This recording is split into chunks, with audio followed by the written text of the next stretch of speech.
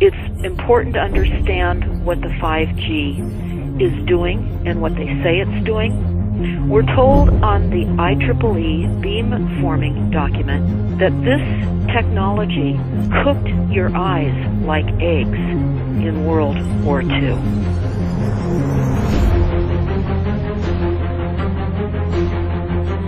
And you all need to understand these are military weapons. These are assault frequencies. If you garner nothing more than that, that's what you need to know. It's microwave radiation warfare, is what this is.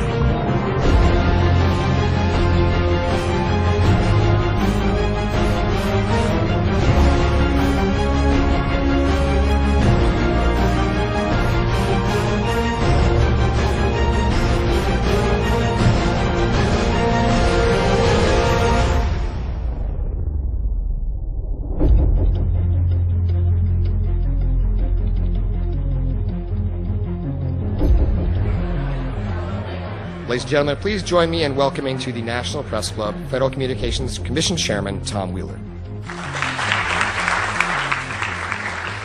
It's an honor to be here at the National Press Club. The first generation wireless, 1G, was voice. The second generation, 2G, allowed both talk and text. The third generation, 3G, the internet, in a limited way. And today's technology, 4G, completed that digital migration. But if anyone tells you that they know the details of what 5G is going to become, run the other way. This video is brought to you by the number 5 and the letter G. And pretty soon, everything else will be too. I have to tell people 5G is a killer. I'm Mark Steele. Anybody who hasn't heard me, I'm a weapons systems head-up display expert, one of the leading experts in the world. I've actually broke cover in relation to this, and the reason I became an expert was because I invented them. What I'm going to say to you today, do not believe a single word I say. Not one. I want you to do your own research. You'll find it's absolutely terrifying. You got your body card? Aye. Oh, good lad. Right, because I'm talking to that. This 5G roll-up is a weapon system. I've got a letter in with central government because I know about weapon systems more than anything other. In Britain, in a place in the north of England called Gateshead, a scientist there called Mark Steele has been very publicly and actively warning people about the effects of LED streetlights, which he says in Gateshead are emitting now 5G. Right, what's the crack? Hey, lads. I'm just having a word with these Gateshead council workers about replacing these transmitters on these lights that are causing harm and assaulting the community. This is an existential threat to the economy, to the environment and humanity. If these transmitters are everywhere, then everyone's at risk, surely.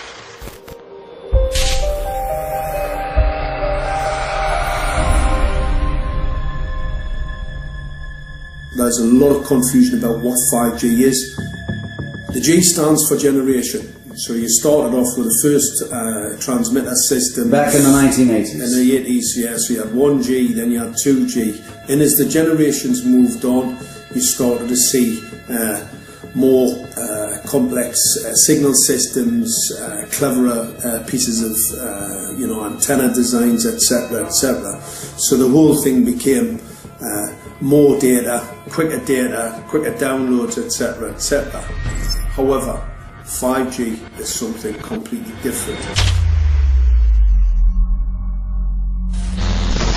Right, let's get a breakdown. Let's tell the people what this really is. This is the 5G transmission device. That's a hell of a beast, that, isn't it?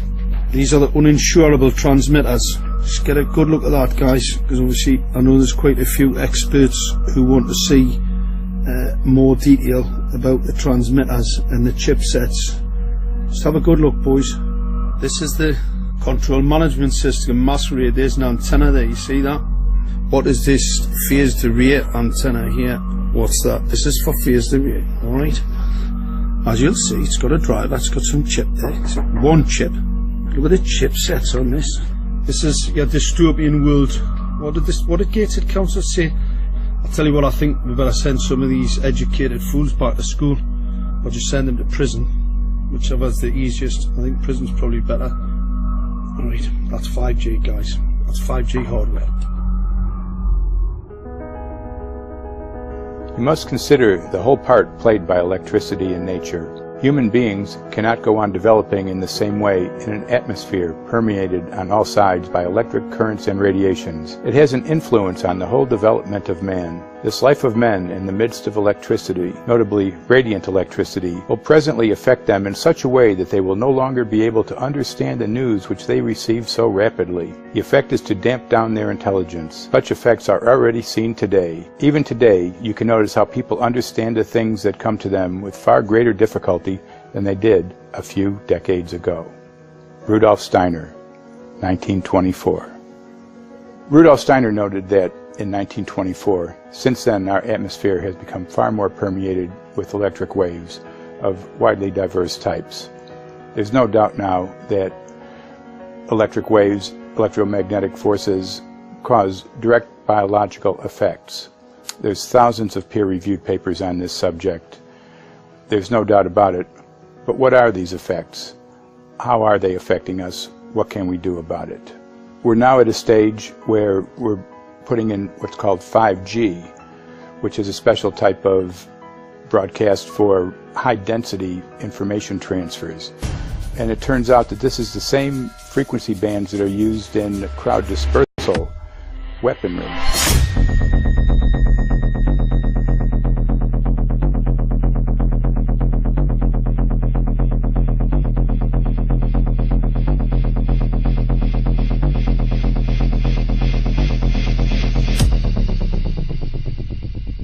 5G, first and foremost, is densification.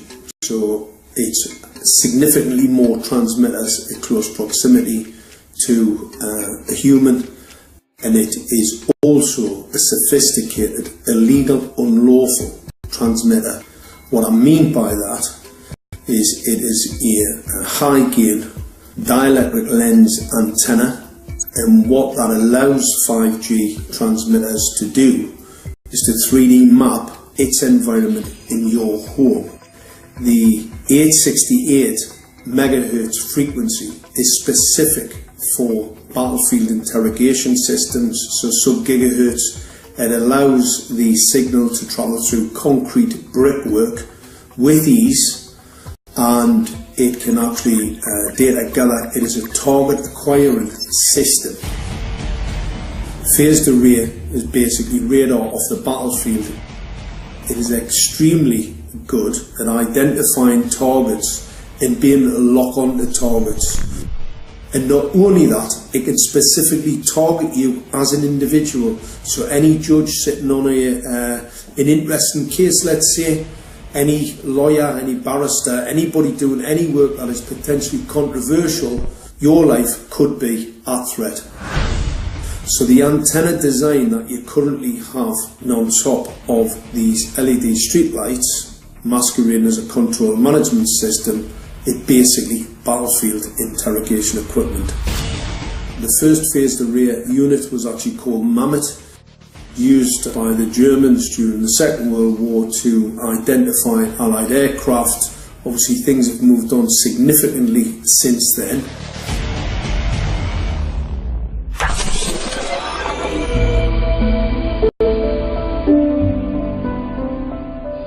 Well, I joined the Royal Navy in 1960, and I specialised in microwave warfare.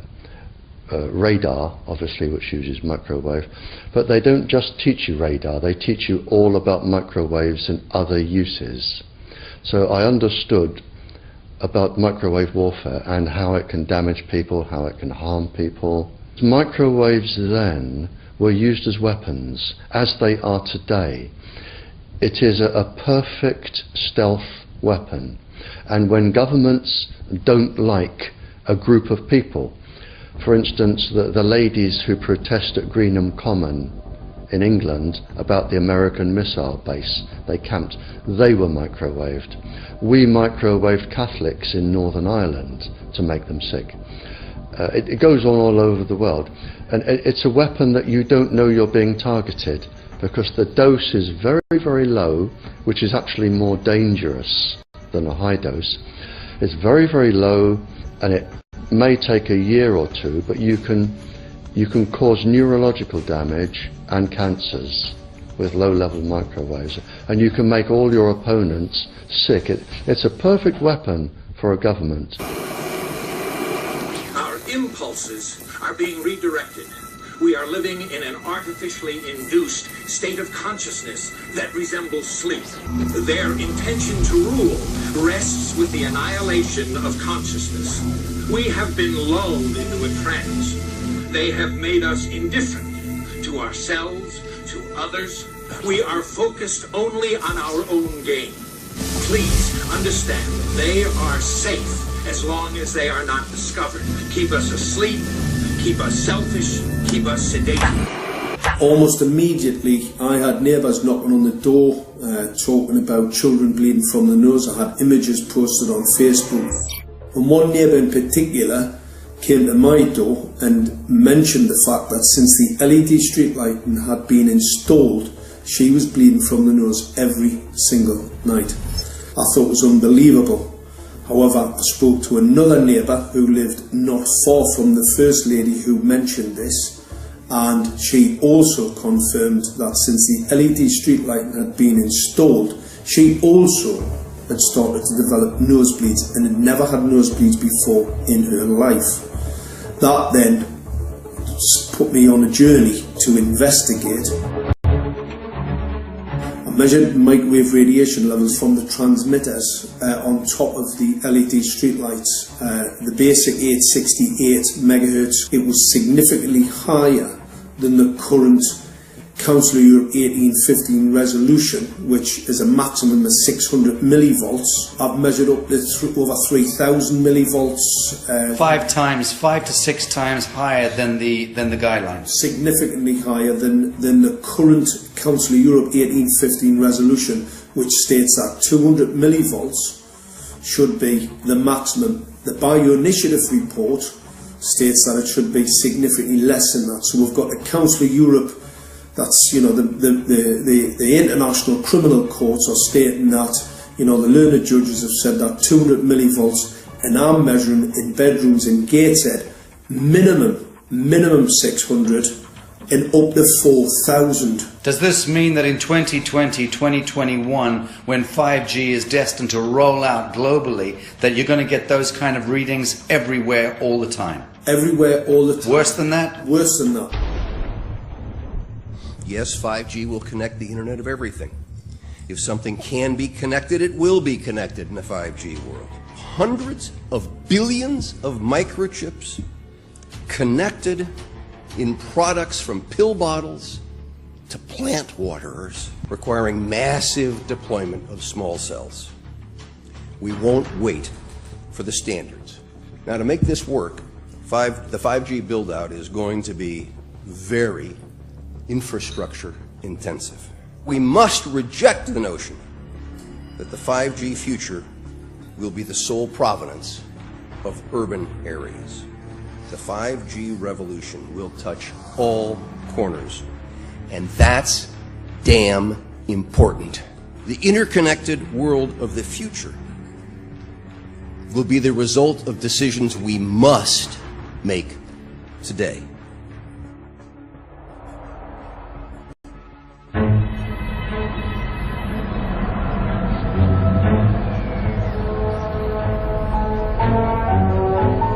The main issue before us today is Senate Bill 637 and Senate Bill 894, the former by Senator Hune, the latter by Senator Knopf. We're going to invite the first 4 witnesses in support of the legislation, and that would be John Jones with Sprint, David Lewis and Andy Emerson with AT&T, Neil Krevda with Verizon, and Frank Iacovetti Jr. with T-Mobile. So be straight with me. Is it true? It could be. No, well, very few cases. There was an unfortunate incident out in Iowa. Look, gentlemen, practice these words in front of the mirror. Although we are constantly exploring the subject, currently, there is no direct evidence that links cell phone usage to brain cancer.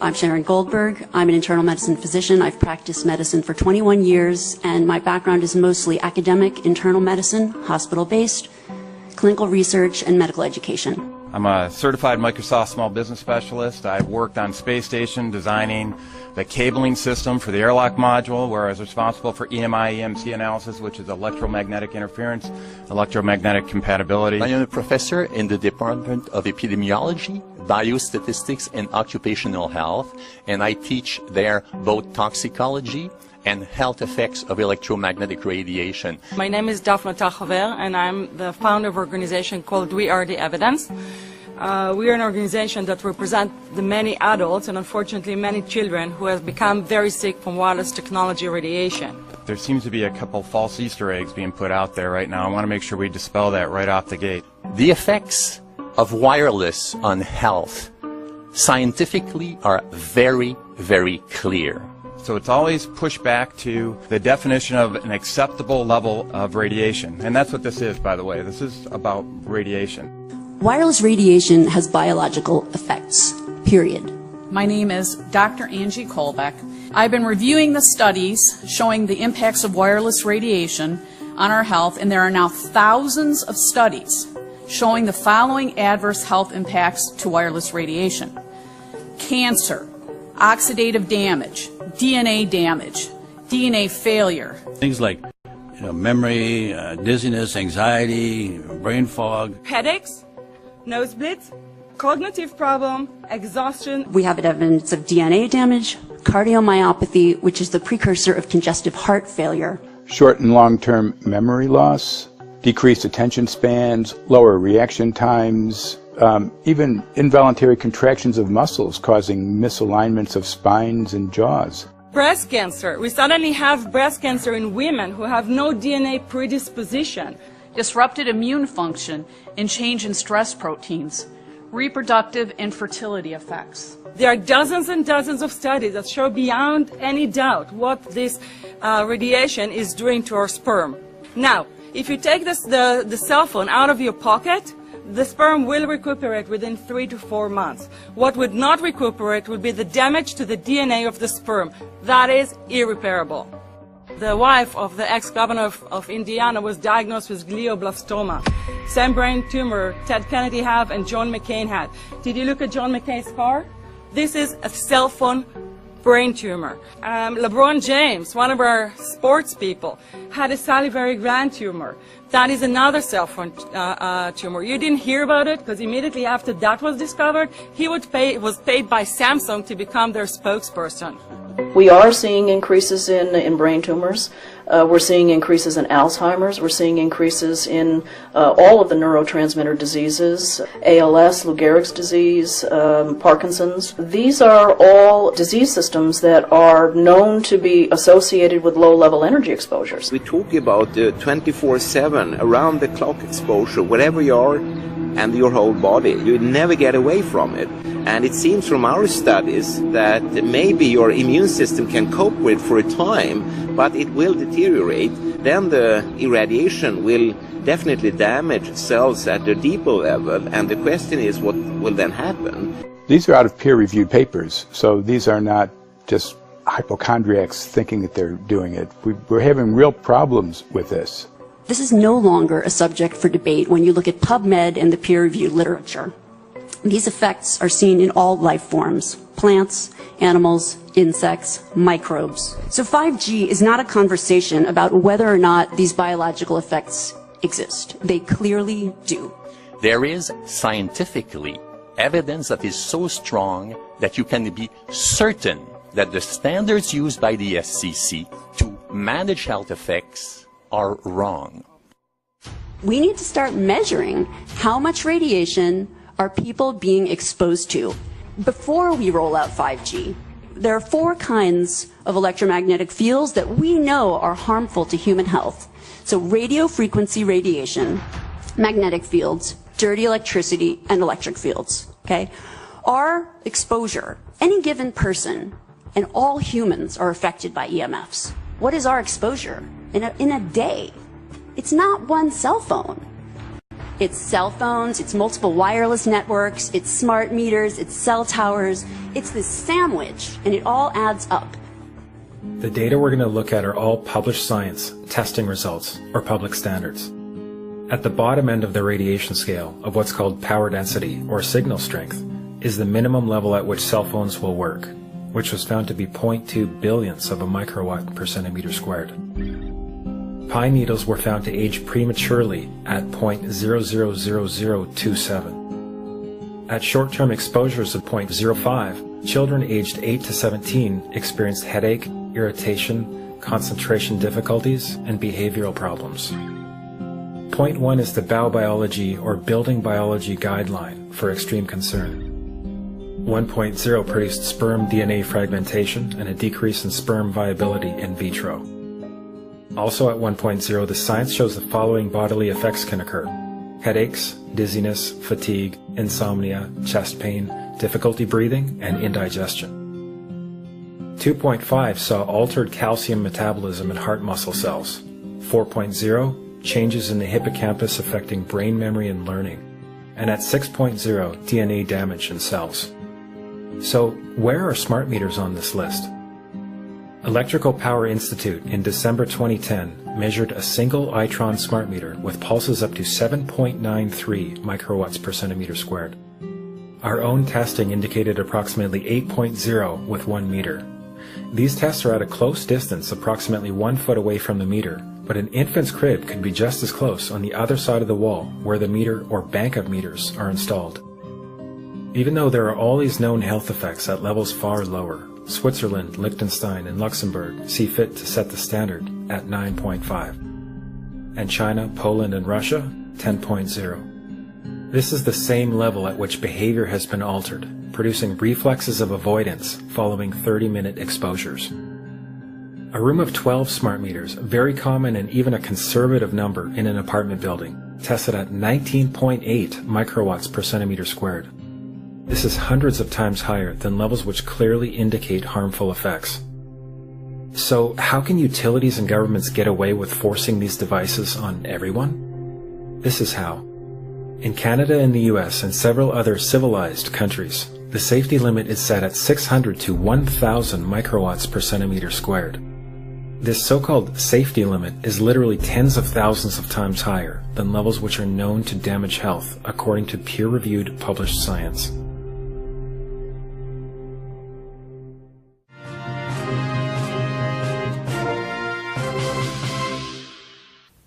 Faster, better, more reliable internet. That's the promise of 5G technology, but there is also the peril. Health hazards associated with radio frequency that is higher also and requires more transmitters and antennas. And the stark, simple fact is the health hazards are unknown and unstudied. And that is a sign of neglect and disregard on the part of the Federal Communications Commission that seems unacceptable.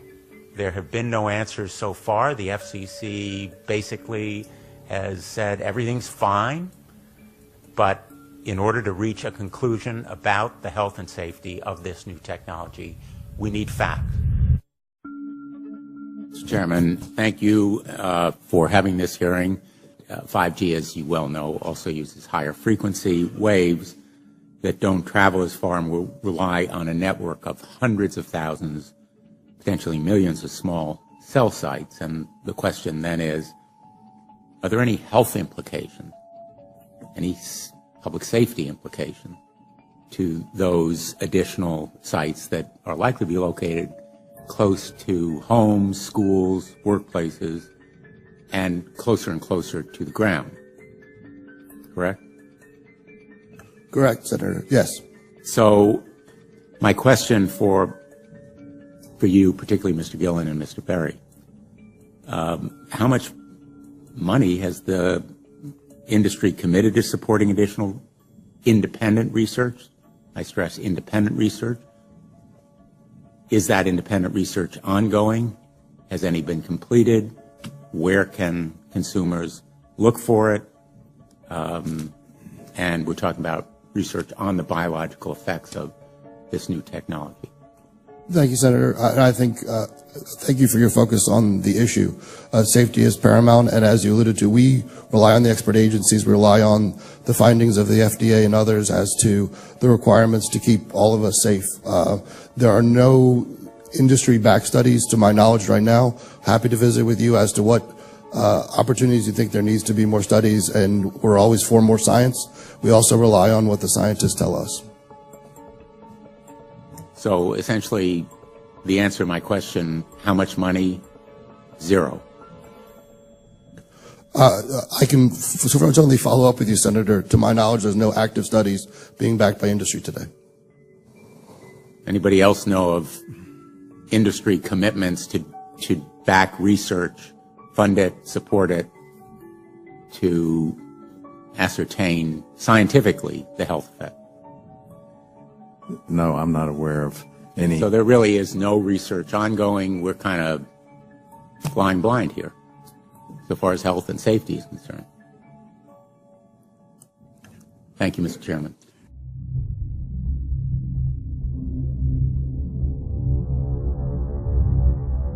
You're a trained medical professional. Yes. We don't have one on the panel.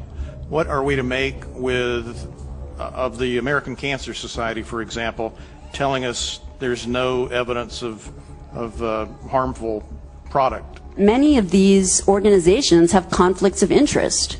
Very briefly, if you can, what do you mean by conflict of interest? One of the first things that you teach residents is that you always have to look at the funding. There's a tremendous amount of sponsored research by people who are hired to do studies to find no effect. And that's plagued this field in a number of countries. The radio frequency radiation work that we did was supported by Motorola. The relationship was really very cordial and very stress-free, but only up until we started generating data. These folks were very, very upset and began to talk about how are they going to handle this, what sort of spin can we put on this, what can we expect from this, and from that point on the relationship changed. What we saw was that Motorola began to exert more and more control over the work, telling us what to do, telling us how to write abstracts, what to say in the abstracts, what to say in the papers, how to do the work. No, don't do this. Yes, do it this way. This was unacceptable. I had completed our study of DNA damage, and I submitted the final report to Motorola. They simply weren't willing to accept my interpretation of my study, my evaluation of my study, my knowledge of science at that point, and tried to urge me not to publish the study.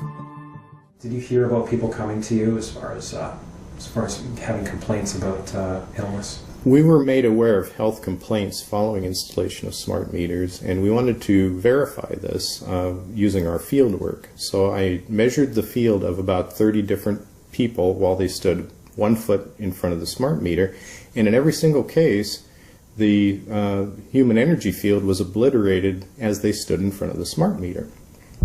So in our first slides, what we see is normal cells, and the structure of the cells is intact and sound. This is what we would expect from a normal sample. So after 2 minutes of exposure in front of the smart meter at about 1 foot away, we see a totally different story. Sample 1, you can see a lot of degradation in the cells. The cell walls have been broken, and you see changes in the cells which are called mycoplasma. It shows a mutation to the cell. In the second sample, we see a different type of degradation to the cell membranes. You can see a corrugation here. This is called bottle cap formation. and it's known that this occurs due to oxidation or exposure to free radicals. So this third subject, when we did her sample, she had to be pulled away from the meter after 45 seconds because she complained about an increasingly severe headache. And here you see a phenomenon called rouleau, where the red blood cells are stacking up, which makes it very difficult for the blood to deliver oxygen to the tissues as they would be their normal function. Every single one of these is a degradation. Every single one of these shows a trauma to the blood cells, and that came from something, and the only variable was the smart meter. The good news in all this is the patient and the blood can return to normal once they have been removed from the influences of these stressors.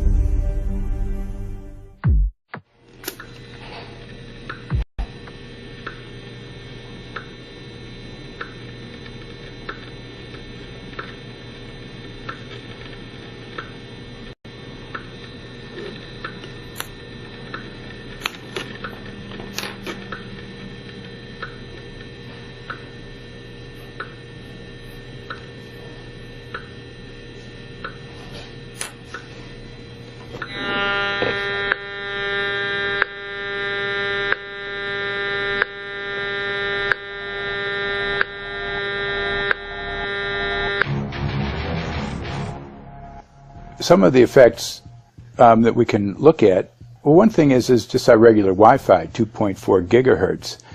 That's in the same range as microwave ovens, which are also called radar ranges, because that is radar. 2.4 gigahertz is interesting. It's not the peak absorption rate in water for microwave frequencies, but it's at a point where it allows full penetration, because if it came in at the peak, it would prevent the insides from getting warm. So that's with basic Wi-Fi. Now when we look at 5G, 60 gigahertz, this is what they call active dispersal sort of weaponry, just to keep people back. It burns the skin. It doesn't penetrate, but 60 gigahertz is the frequency of oxygen molecule absorption. Since they have electrons that they share with each other, what we breathe is actually O2, pair of oxygen. So being bombarded with 60 gigahertz could very well impair our oxygen absorption rates in our body, and thereby the whole basis of our living system. Martin Pall says, putting tens of millions of 5G antennas without a single biological test of safety has to be about the stupidest idea anyone has had in the history of the world. So assessing all this, we have experts in various fields: military EMF weaponry, biological effects on humans, firefighters that are getting cognitive impairment by being there in them, countries that are banning these sort of technologies around schools because of the impairment to cognitive.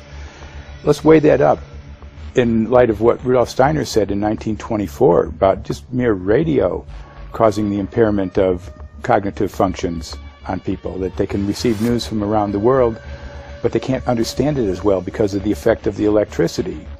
We have to say, something smells sinister here.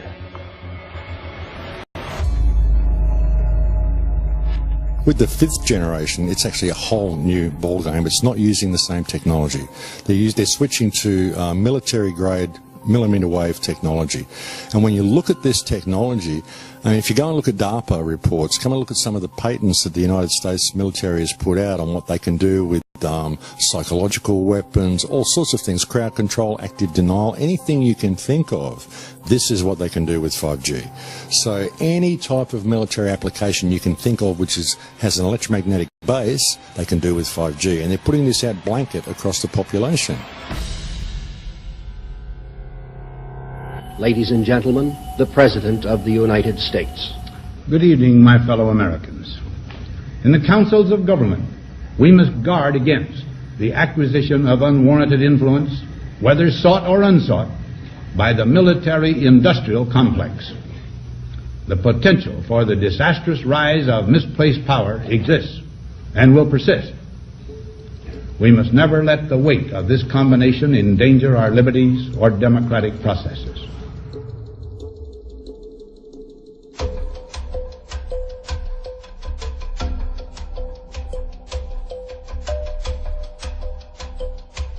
the FCC is a capture agency. They probably conducted what I believe to be the biggest fraud on the public ever conducted.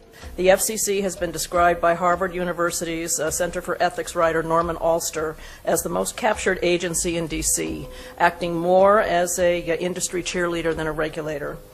This is especially true today with 5G, where there are serious safety concerns and potentially misleading information coming from the FCC. For example, the previous chairman of the FCC is Tom Wheeler. He was the head of the Wireless Lobby Association for 14 years. Now remember, Obama told us there would be no lobbyists in his administration, so he took the biggest lobby and put him as the head of the FCC. And that's damn important.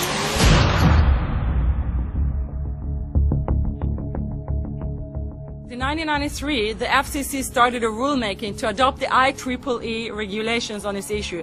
IEEE is an engineer association. Why is it that we adopt regulation of engineers who maybe know how to measure this radiation when it's passing a wall, but not when it's passing a body?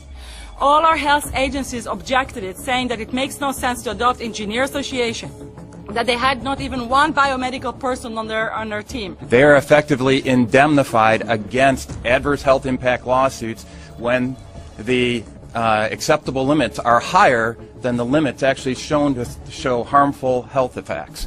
The FCC guidelines were developed for short-term exposures, 6 minutes, 30 minutes, depending on it's a phone or an outdoor exposure, and they have absolutely no connection to the biological effects that have been very clearly summarized in the Bio Initiative. So as you can see, there's a number of individuals in this room today that have serious concerns about this as regards to their health. If one of your companies decides to put one of these small cells up at a pole that's within, say, 50 feet of one of their houses, what recourse do they have to say, is there a way to move it somewhere else? There's language in the bill so that the authority can require the applicant to come forth with certification of compliance with the FCC's rules related to radio frequency emission. Remember that denial of request or denial of permit request that you can put in? It's going to point back to the acceptable levels as determined by the FCC, not the EPA or not the CDC, the ones who usually take care of health concerns, but by the FCC, which is staffed by former members of the telecommunication industry. That's the fox guarding the hen house. It's a fact that most insurance companies will not indemnify against EMF effects. Telecom companies around the world are warning their investors of potential major costs due to real or alleged risks of EMF pollution from their products.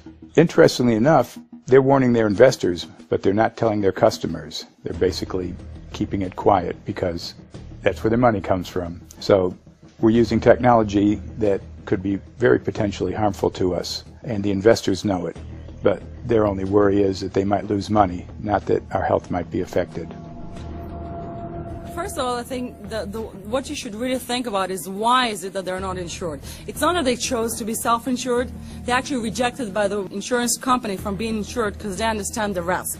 And so the insurance companies, the big insurance companies, will not insure the telecommunications? So there's insurance companies, and then there's what's called secondary insurance companies. Secondary insurance companies are the insurance companies that insure the insurance companies. So in an event, an insurance company, let's say I insure Verizon, and it may not be able to meet the claims, then the secondary insurance company is kicking in. Like Lloyd's of London. Sorry? Like yes, Lloyd's of exactly. London. So two leading ones would be Lloyd's of London and Swiss Re.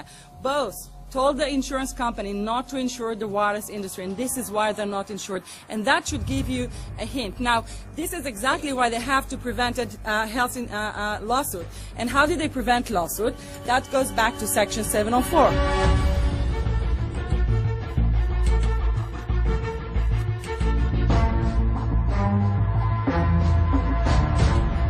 Section 704 was passed in 1996. This is how our rights in regards to health were taken away by the wireless industry.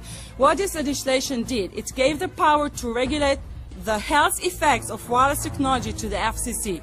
FCC is a spectrum auctioning agency. It's not a health agency. They don't even have one biomedical person on their team. And then the other thing that Section 704 did, it actually took the power from the states to regulate location of cell towers based on health. And what does it mean? It means that if they want to put a cell tower in front of your home, you cannot go to your city council and say, hey, stop, I don't want it. I just heard in a lecture that there are 10,000 studies proving that it's harmful. I don't want it. My child is sick. They will tell you, stop. You're not allowed to mention this in the city council because Section 704 says that if you will, and if the application will be rejected, the city will be sued, can be sued by the wireless industry.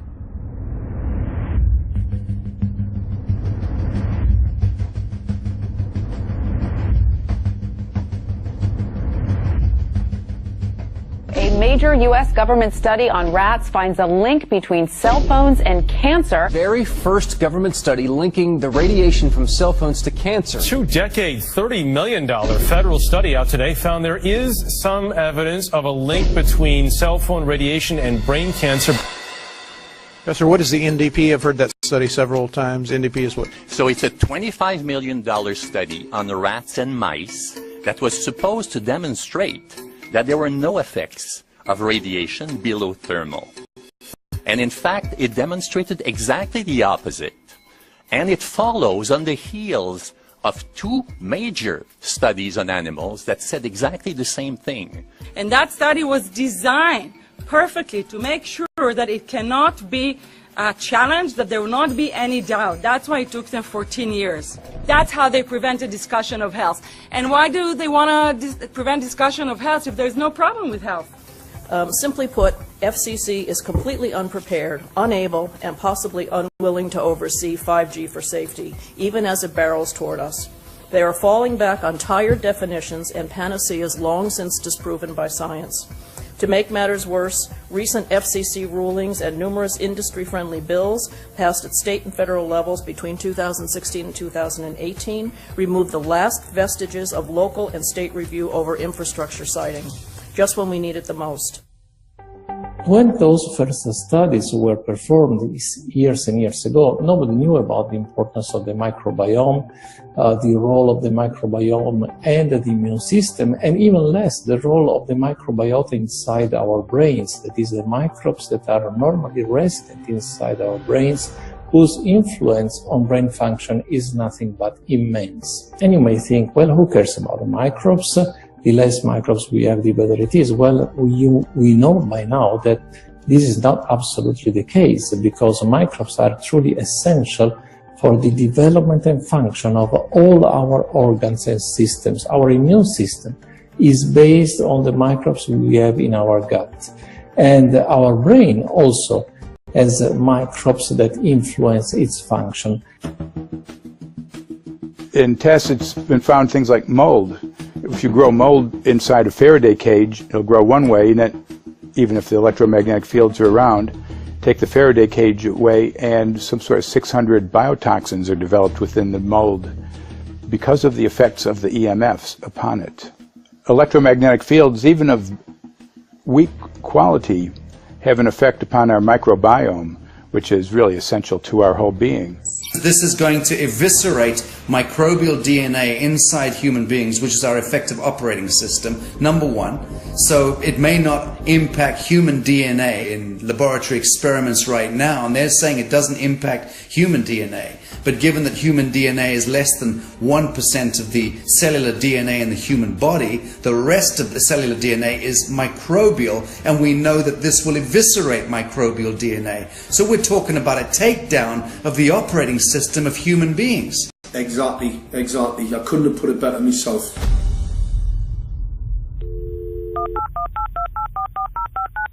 John Brandt.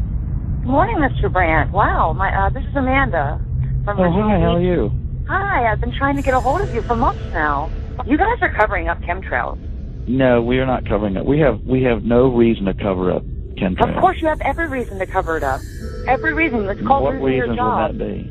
Oh, well, you personally, you would lose your job if you were to reveal anything to me, and it's probably unsafe for you to even be speaking about this, considering the types of individuals you work for. It's not unsafe. It is unsafe. There's no problem with us talking on, you're a citizen, you're making a complaint. Oh, Lord have mercy on myself. It's a complaint in an area that we don't have authority to regulate.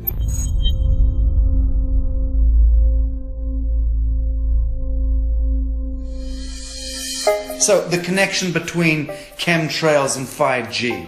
It's all interconnected. The metallized particulates, that would allow the 5G phased array, so basically the radar, that would allow it to be able to identify you, so it can watch you, it can identify you in your own home 24 hours a day, 7 days a week. For the last X amount of years, we've been through chemtrailing, and that is now the cat is out of the box. We've had these nanoparticulates raining down on humanity for years now, impregnating our bodies, by best accounts staying inside our bodies. Those nanoparticulates, what you're saying, are building up a kind of a phosphorescence glow capability so that we can be flagged up in our homes, behind concrete and steel, inside bunkers, in the basement, doesn't matter where you are. The 5G will be able to now triangulate, map and read you, because you as a living being are impregnated with these nanoparticulates, which are acting as a kind of transmission and reception technology. It's exactly, absolutely exactly.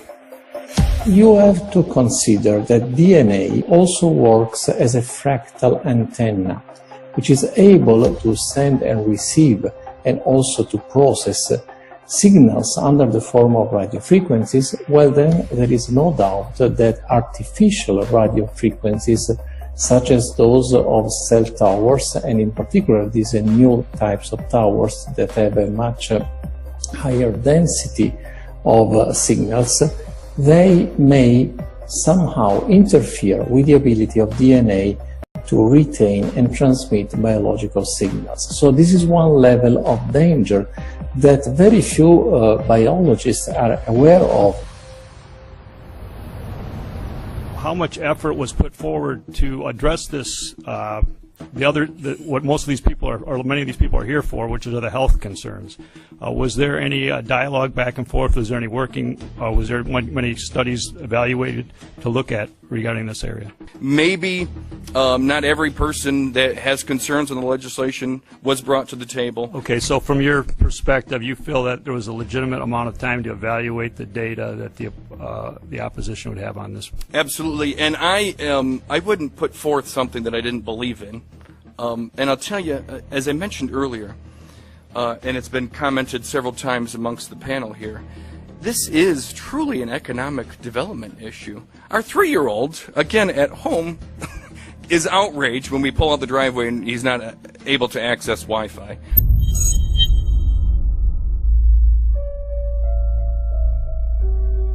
I think anyone who puts Wi-Fi into a school should be locked up for the rest of their life. I really do. I think they're not fit to walk on the surface of this planet because they haven't looked at the research, and whatever incentive they have, it is not worth the genetic problems that parents are going to face with their children when they're born. France has banned Wi-Fi in nursery schools and put warnings out for regular schools because they're finding there's impaired learning capacity in children when they're around Wi-Fi. And they have to put up warning signs where they put Wi-Fi transmitters. When I got sick and I learned that they're putting Wi-Fi in the schools in Israel, I was very sick at the time, but I could not tolerate the thought that children in the schools will become as sick as I have. And after a few months of correspondence, I submitted a Supreme Court case in Israel to ban the use of Wi-Fi in the schools and replace them with wired network. The 4 top diseases that kill our children, our young adults right now, are brain tumors, thyroid cancer, testis cancer, rectal cancer, everywhere we put our cell phones. And a lot of our children are sick and they're being misdiagnosed and mistreated because the wireless industry has put billions and billions of dollars in the past 30 years to mislead the public as to the health effects and keep the public uninformed. We are performing an experiment on children. We are exposing children to microwave radiation for 6 hours during every school day. We have had absolutely no studies looking at the long-term effects of this radiation on young people or even on adults. A considerable amount of research shows that developing brains and bodies of children are much more affected than adults. And there are clear indications of a link between increased electromagnetic fields and autism spectrum disorders. We took 10 autistic children and went back to the sleeping location where the mother was when she was pregnant with that child and compared it with the sleeping location of a mother that gave birth to healthy children. We had 10 mothers in that group, 10 mothers in this group, and in the group of the autistic children we found that the measurements that we got for the microwave exposure was elevated compared to the group of children that were normal. The fetus is affected. The exposure to man-made electromagnetic fields has become the first factor that could be isolated ever in autism that could predict autism.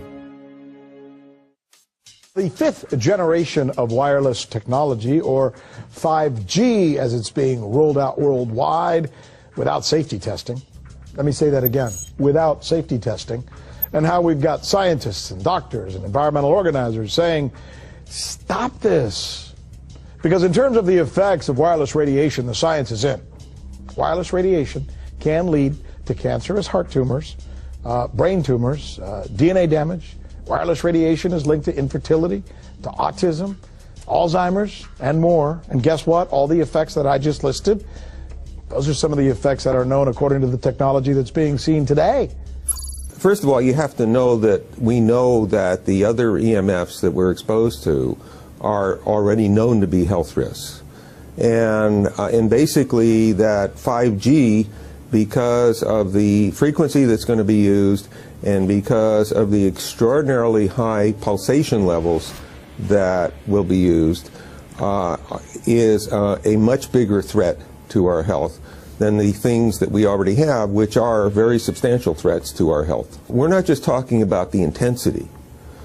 We're talking about the frequency and the very high level of pulsations. There's a huge literature which shows that pulsed EMFs, EMFs that pulse up and down very rapidly, are in most cases much more biologically active than our non-pulsed EMFs. Every single wireless communication device communicates via pulsations, but the industry completely ignores this issue. The problem with 5G is that they're planning to put out tens of millions of these antennae all over the place without doing one single biological safety test. Are you implying possibly that we, the consumers, are the guinea pigs since they haven't really done tests to see the effects in a smaller setting? I mean, that's not an implication, it's a statement. We are, yes. Cancer is not the main concern that I have. I'm really concerned about sperm count and about effects on pregnancy. How many of you know that 1 in 6 American couples is unable to have a child when they want to? How many of you know that last year the birth rate in this country dropped the most that it ever has in recent history, 3% in a single year? People look at the sperm, and people use cell phones, and the sperm, usually sperm swim, and they swim straight. But if you expose them to radio frequency, mobile phone waves, they swim in a circle. Studies have been done here in Australia, taking sperm from healthy men. And one test tube gets exposed to cell phone radiation, and one test tube is not exposed to mobile phone radiation. And then the results are evaluated. And this is a measure of vitality. We measure how well the sperm swim. This is a measure of motility. This is a measure of mitochondrial DNA damage. They have 3 times as much damage on their DNA if they have been exposed to mobile phone radiation. The data on that are rock solid. Cell phones can damage sperm quantity and quality. Your embryo, your uterus in the fetus, where your child is developing for the first 100 days, in the ovaries, the eggs do not have that protection. So they are at maximum risk from radiation. And for the first month or so, you wouldn't even know you were pregnant. You wouldn't even be taking precautions. That is the main danger area. So you give birth to a daughter, but her ovaries are now contaminated. She may be normal, she may be genetically damaged, but her ovaries are at the most risk. So when your daughter grows up and she becomes pregnant and has a baby, this is where one of these eggs will be fertilized and come out. So the real damage here is your grandchildren. That is where it is going to show most. Do you think that there is a chance that within the third generation of females they may be irreversibly sterile? Not in the third generation, but in the fifth generation, and that would for humans be something in the order of 150 years ahead of us. And of course, then it's too late to say that you are sorry, and it's very too late to say stop. There is a wealth of papers. I mean, we're talking about thousands of published papers in the scientific literature, few of which, or sometimes none of which, have entered the official documentations from authorities and likewise. So I think it's really time to have an independent compilation of data. Such was done at August 31st, 2007 in the form of the Bioinitiative report, of which I was one of the authors. And then we put together approximately 2,000 scientific references on a little bit more than 600 pages, clearly saying that if you, for instance, if you are a rat or a mouse or a cell or a molecule, you should definitely not allow yourself to be exposed to this. And in the meantime, we have this full-scale experiment using our own kids. One interesting case, John Patterson, he was a telecommunications engineer in Sydney, Australia. Very brilliant man. For 20 years, John tested Telstra digital systems. Over the time, he realised the dangers of electromagnetic radiation. It disrupts the bioelectric system of your body, which is really your brain, your nervous system, how your muscles talk. And he tried warning of these effects through different agencies, through his company. Got all the test gear out and measured it and drew up a report, and I was immediately removed from service. Finally, in 2007, he took matters into his own hand. He commandeered a used British Army tank and went and destroyed 6 cell phone towers in Sydney, Australia, because he wanted to stop this. He was trying to make a point. The message was that how dangerous it was. You know, these people were elected by us to manage our infrastructure in a responsible manner. That is the sole purpose of government if it's going to exist at all. And if it doesn't do that, then it has no right. It is invalid. So we need to pull this infrastructure down. We really do. But in order to do that, I mean, we can't just be some violent domestic terrorist. You've got to bring this awareness to the people that these towers are doing them damage. You don't need bandwidth that fast. And they're not doing it so you can download movies quickly. They're doing it so they can track every single thing you do and bring in this social credit system to control even everything you think. There's a story about a lady called Claire Edwards. She was a United Nations staff member, and she was warning of the potentially catastrophic dangers of 5G technology.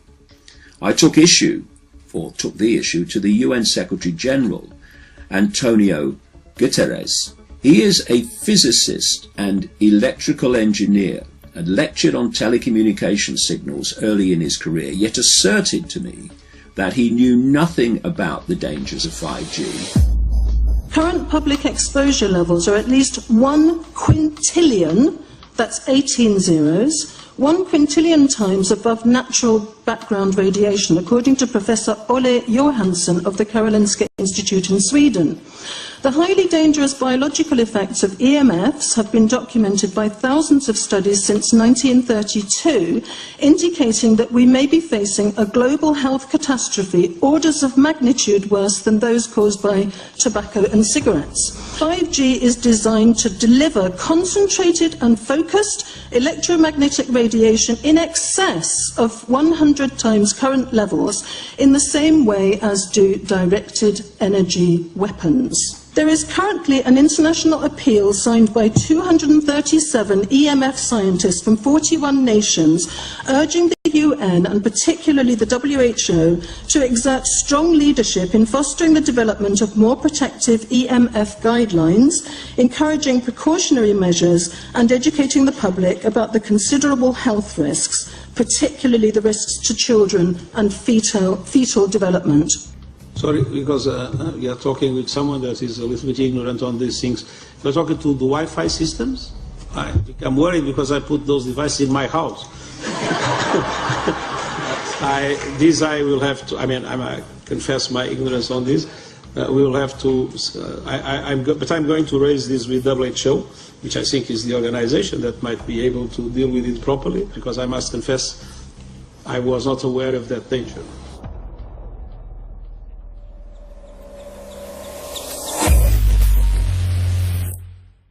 In 1996, when the Telecommunications Act was passed, in it was a provision essentially that kept local officials from addressing health issue concerns when approving or not approving a cell tower. So that's correct. But then something new is happening. We've talked a lot about it on the Solari report, thanks to Jason Bogdan-Smith and his website EMF Warriors. But this is new. This is very, very new. So you're basically, sending out an appeal on something that in one sense hasn't happened yet. This is not just an incremental change. This is a big step up.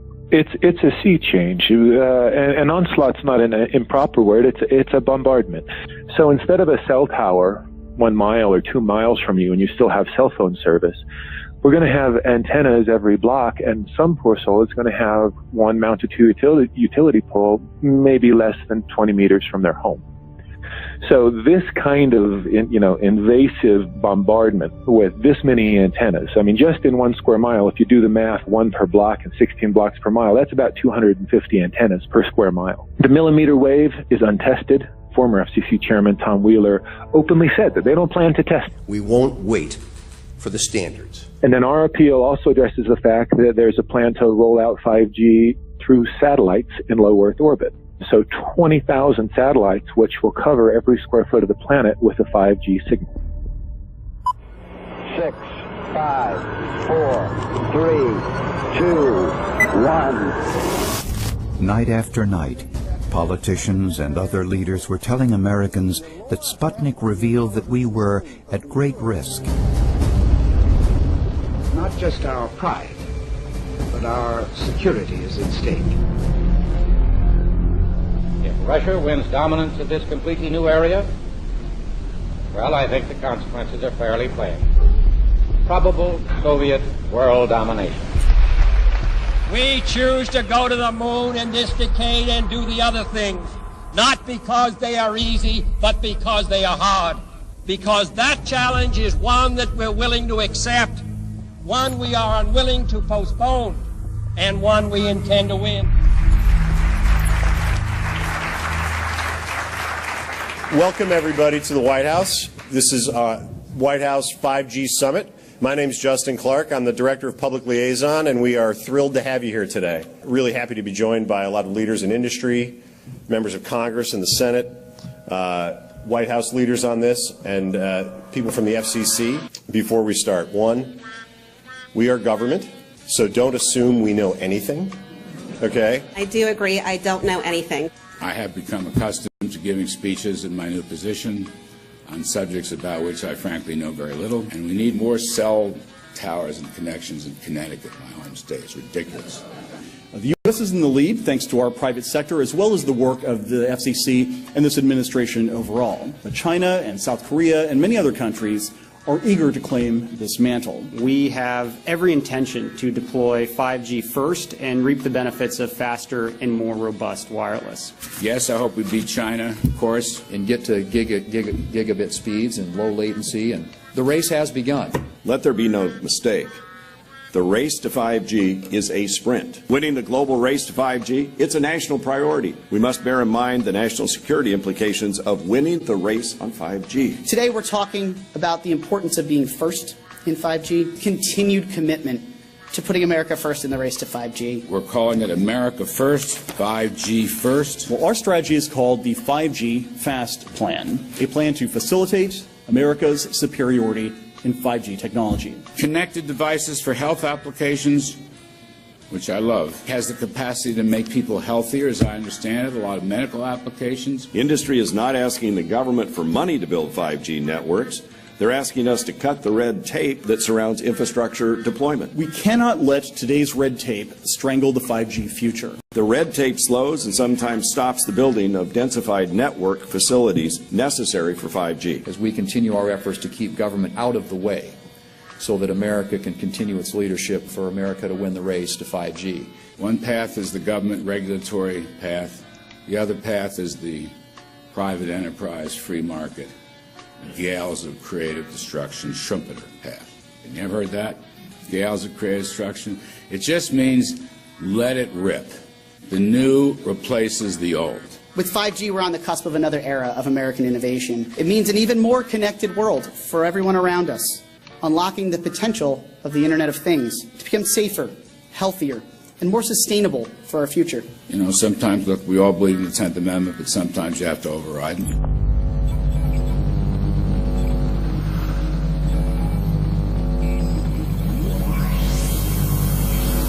By the way, the 1996 bill permits that kind of override. We're not here to be completely heavy-handed, but sometimes you got to do what you got to do. And some of these states or cities that don't want to cooperate want to shake us down. We can't allow obstacles and barriers to stop this movement. That's all.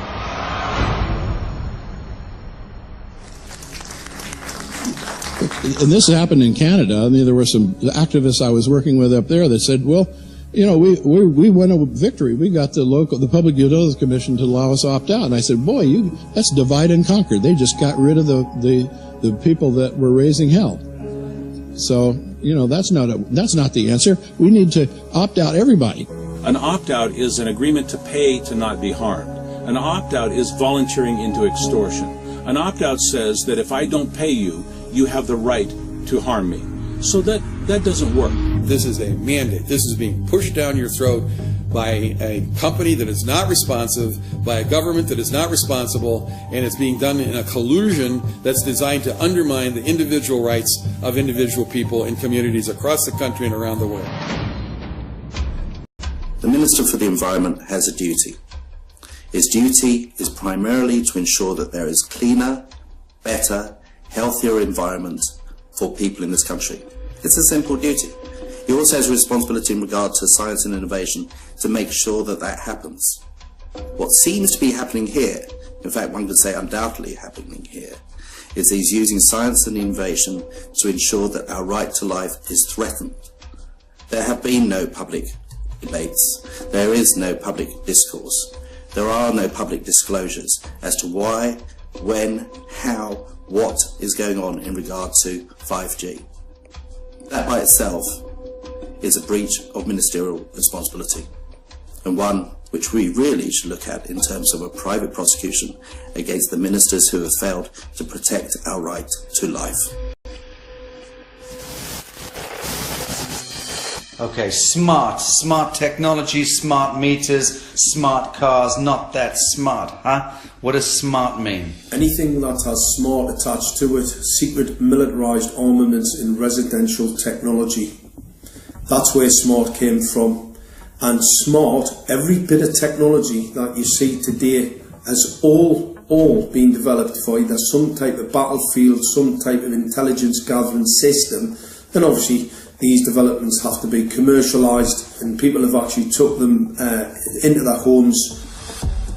The definition of a smart grid is a wireless system that will fundamentally turn every single appliance in your home into the equivalent of a transmitting cell phone. That's every computer, every television, every furnace, every air conditioner, every coffee machine, every printer, every single appliance that you have in your house will eventually, in a smart grid, have an antenna that's embedded into it that will transmit your usage data to a smart meter on the outside of your home that will then transmit your usage data to another tower receiving that usage signal that will then go to the utility company for supposedly billing purposes.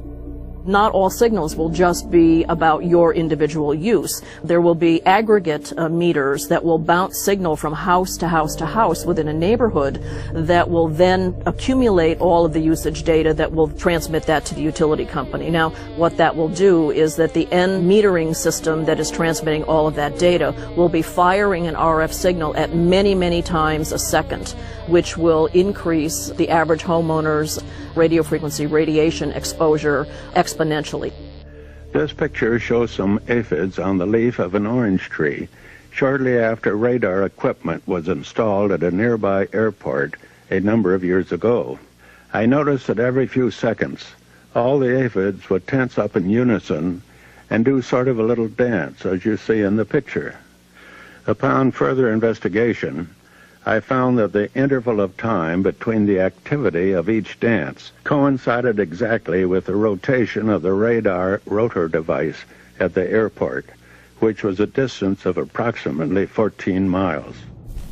The antenna arrays create this steerable beam, which helps concentrate the energy. The beams get pointed at the user. What's a MIMO tank? Massive in, massive out. British government have got a plan to roll 400,000 out. This is so that you've got 5G in every nook and cranny, every part of the countryside, so that you can have autonomous tractors, believe it or not. However, those transmitters, these are radar. It is phased array radar. Though that radar signal sweeping the countryside will kill every pollinator, every biological structure, it will sterilise livestock, it will kill the ground, so consequently land won't have a value, obviously farmers will die, the community will be under attack. The community will be under attack. If we can't produce food, if we kill all the pollinators, we're in serious trouble. The takeaway is that 5G, the $1 trillion rollout of 5G by our friendly local government, is definitely a weapon system masquerading as a modern efficiency technology. It most certainly is, and what I put it down to, it's economic terrorism. There is no value, nil, in killing off your population, in destroying your ability to grow food, to kill all your pollinators. They may have a nice financial number on a piece of paper, but in reality, dementia, diabetes, all the things that are currently crippling the NHS, a burden on the country, illness, mental health issues, the focus of that cause can be identified and has been identified in the science. The science is proven. The epidemiological data that we're seeing on the street is now substantiating that science. The DNA inside you, the mitochondrial DNA, you can trace unchanged to your mother, her mother, her mother, right the way back to the beginning of the human race in Africa, the Stone Age. It is unchanged, the mitochondria, and that is being unchanged in your children, which means if you damage it, your child could be genetically damaged, then her child, and her child, and her child, forever. You are condemning the future generations of every single child. There is, however, a light at the end of the tunnel, or there is some ray of hope. Thanks to the principles of biological quantum entanglement that we have learned how to exploit in the field of biology and medicine, now we can transfer the information from the microbial DNA to the human DNA. And in so doing, we can train, so to speak, the microbes to withstand whatever extreme condition they are exposed to, including this new technology. And then we can train them to transfer this resilience of theirs to our DNA. So let's say that there are good reasons to be worried about the introduction of these new technologies, but fortunately, since the knowledge in the field of quantum biology, in the field of microbiome medicine is advancing as fast as potentially harmful technology, then we can exploit this knowledge to protect ourselves from any real potential or perceived danger from these new technologies. I've met with molecular and cellular biologists, with blood microscopists, with weapons development experts, frontline activists and researchers, and all the stories I'm hearing from these experts and pundits leads to the same thing. 5G is almost certainly the end game. It is an extinction event brought into our homes, into our classrooms, onto the high street, into the very cells and DNA in our human bodies.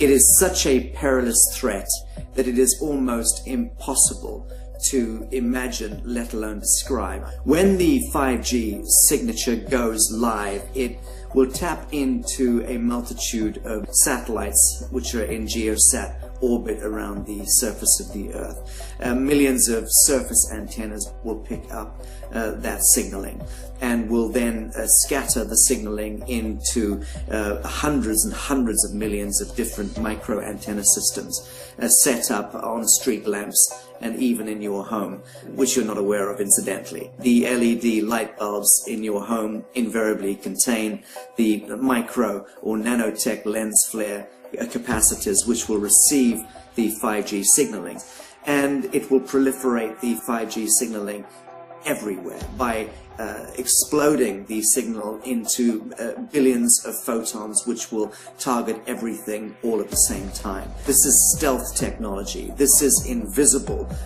science. But what it means in simple terms is that you will be flagged up, visible, trackable inside your own home. Anywhere you move on the surface of the Earth, they will have a lock and load tracking capability over you. You will be visible to invisible masters, each one of us, all the time. Today, our governments and the corporate sector have managed somehow to infiltrate the mainframe of our civilization and are pushing through a $20 trillion infrastructural rollout without any, and I mean without any, health science running behind it. There have been no tests. Your government and your health authorities are either in collusion on this matter of genocide and ecocide, or they're just damn stupid, and I would suggest it is the latter. Shame on the technologists and the electricians who are furthering this technology in our homes, in our offices, in our streets. Shame on the legislators and the parliamentarians and the troglodytes and bureaucrats that proliferate our society today. Shame on that echelon for putting their signatures to contracts which allow the fast tracking of this technology into our homes and onto our high streets. Shame on the parliamentarians and international leadership whose wet ink signatures and seals of office are sanctioning and permissioning the rollout of something which is arguably the greatest threat to humankind. Shame on each one of us who now fail to get up out of our homes, walk out of our front doors, and challenge every so-called authority who dares to violate our bodies, our homes, and our future generations.